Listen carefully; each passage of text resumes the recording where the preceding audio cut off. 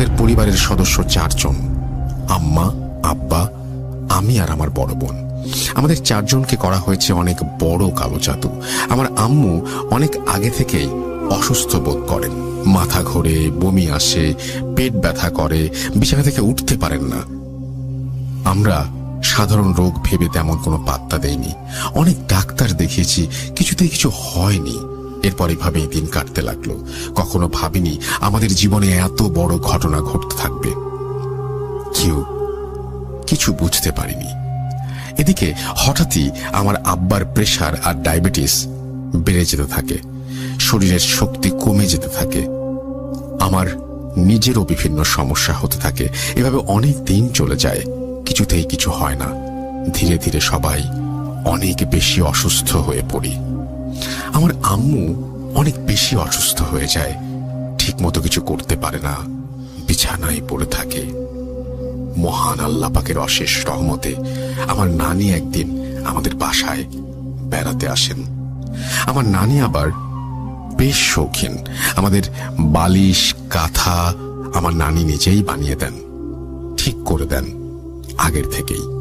আমাদের বালিশের বয়স অনেক দিন হয়ে গেছে, পুরাতন হয়ে গেছে, তাই নানি ঠিক করলেন বালিশ থেকে তুলা বের করে নতুন তুলা দিয়ে বালিশ তৈরি করবেন।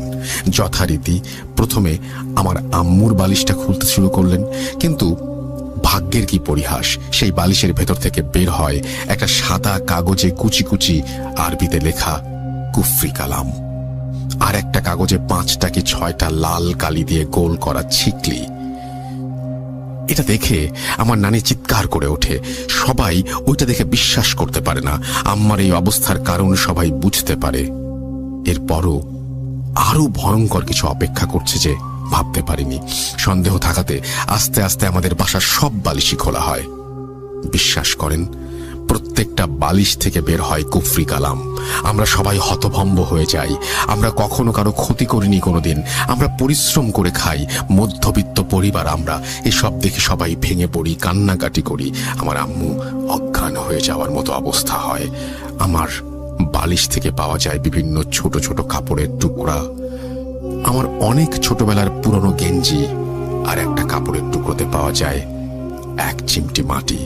আর আমার আব্বার বালিশ থেকে পাওয়া যায় পুরনো শার্টের টুকরো, লুঙ্গির টুকরো, গামছার টুকরো, 1 করা কাঠ, আরো ছোট ছোট বিভিন্ন টুকরো।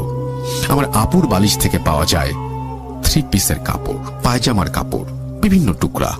এসব দেখার পর সবাই হতভম্ব হয়ে যায়। এই অবস্থায় আমার নানি গ্রামে একটা কবিরাজের খোঁজ করে।